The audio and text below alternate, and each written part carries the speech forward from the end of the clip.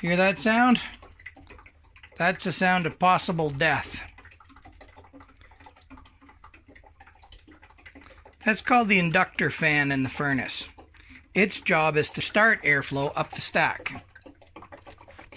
And what you can hear is it's full of water. How did that happen? Well, here's where the water drains out of the furnace. The water that's made from combustion.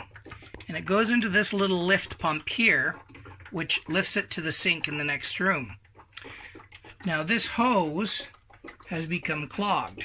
It happens about every couple of years, and it drains water from the air conditioning unit up here, comes down, and then it joins in here to the actual furnace and pulls the water that comes out of the furnace combustion. Now this happened once before because the exhaust pipe was tipped. The people who did the install on my furnace didn't do a great job. That I would be half beaten by my father if he saw a glue job that bad. I mean, it works, but that's just sloppy workmanship. But this pipe has to be tipped back towards the house at a slight angle to drain the water properly. And they didn't set it up correct. So the water is going into the furnace too fast for this little pipe to carry it out. So they came and fixed it once before, and when I opened the flooded furnace, now I see all this rust here. So they didn't seat those hoses correctly again, and they've been dripping. So what I have to do now is take this whole mess apart and drain the water out of the furnace fan up top. You hear it shut off now?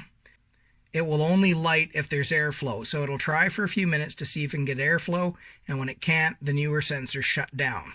So we've had no heat for a couple of days as a result, but not bad in May because we don't really need the heat. But I also need that fan to work for the air conditioning to kick on.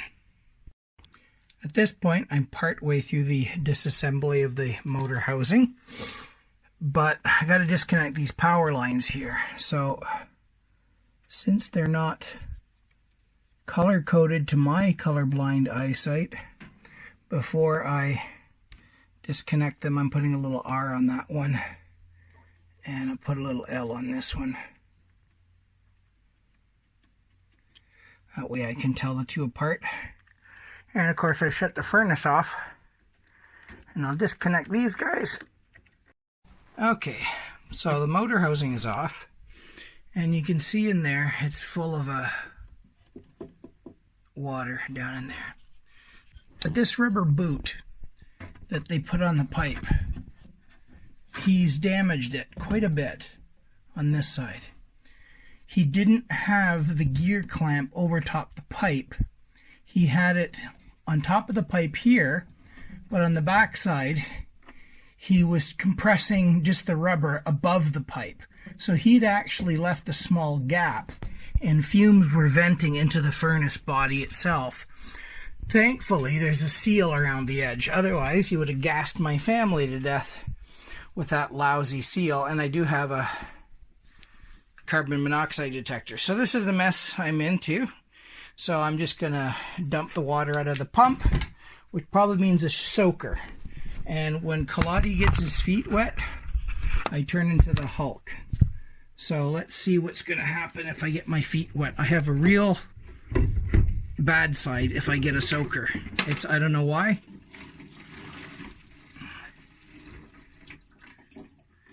Okay.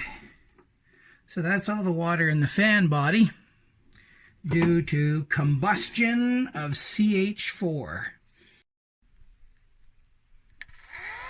So the next part, which I can't film properly, is in order to pull this rubber around this duct like it should be, just slightly warming it with a heat gun to expand the rubber so I can pull it over this pipe properly, and it'll shrink to fit a bit, and then I can tighten that gear clamp without any fear of it pulling free like it obviously did last time. But I need both hands for this one.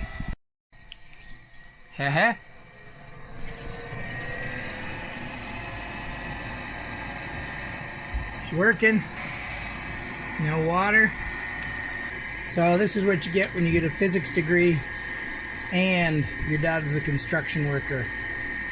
I heard one solenoid click. Should hear a whoomph at some point.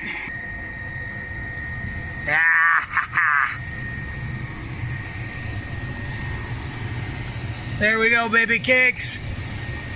Captain, we've got warp drive. Ahead, Mr. Scott. Yeah, baby.